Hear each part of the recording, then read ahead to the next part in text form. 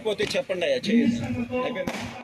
ఈ కార్యక్రమానికి ఇచ్చేసిన కూటమి నేతలకి నా నమస్కారాలు. అలాగే ఇక్కడ ఉన్న తెలుగుదేశం నాయకులు, కార్యకర్తలు అందరికీ కూడా ధన్యవాదాలు తెలుపుకుంటున్నాను. ఈరోజు మనం శిథిలావస్థకు చేరి దశాబ్ద కాలంగా యాక్సిడెంట్లు జోన్ గా మారిన డేవిస్ పాట యాగర్ల జంక్షన్ వద్ద 1,40,00,000 రూపాయలతో ఈ బ్రిడ్జ్ నిర్మాణంలో భూమి పూజలో పాల్గొనడం జరిగింది.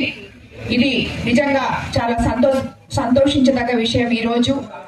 ఎందుకంటే ఇటీవల కాలంలో చాలా సార్లు నేను దగ్గరలోనే కార్లు తిరగబడిపోవడం, బైక్లు పడిపోవడం, చాలా మంది ఇబ్బంది పడడం విన్నాము. దాని తర్వాత దీన్ని సీఎం గారి దృష్టికి తీసుకువెళ్ళిన తర్వాత ఇమీడియట్ గా 1,40,00,000తో ముందుగా ఈ బ్రిడ్జ్ శాంక్షన్ చేయడం జరిగింది. దానికే ఈ రోజు మనం శంకుస్థాపన చేసుకున్నాం. కాంట్రాక్టర్లు కూడా ఉన్నతమైన క్వాలిటీ తోటి తొందరగా కూడా దీన్ని కంప్లీట్ చేయాలని చెప్పి నేను కోరుకుంటున్నాను.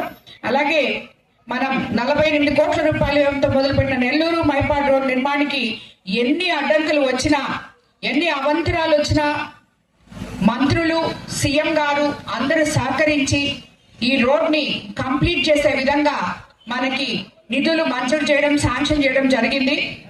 దాన్ని ఇప్పటికి ఆల్మోస్ట్ సగం వరకు కంప్లీట్ చేస్తాం. కొన్ని ఎలక్ట్రిక్ పోల్స్ షిఫ్ట్ చేయాల్సి ఉంటే కూడా మన నుడా పరిధిలో తీసుకొని అవి కూడా షిఫ్ట్ చేయడం జరిగింది.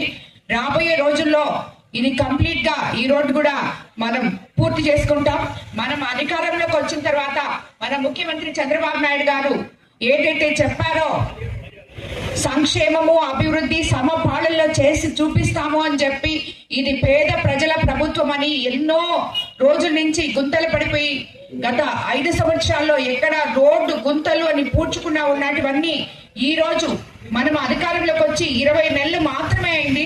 ఈ 20 నెలల్లో మనం మన కోవూరు కాన్స్టిట్యున్సీలోనే 227 కిలోమీటర్లు 69 కోట్లతో 69,25 లక్షలతో మనం గుంతలైతేనేమి, రోడ్లు వేసుకోవడం అయితేనేమి ఇవన్నీ జరిగింది. ఇది 2 సంవత్సరాల్లోనే. ఇంకా శాంక్షన్ అయిన ఉన్న రోడ్లు కూడా చాలా ఉన్నాయి.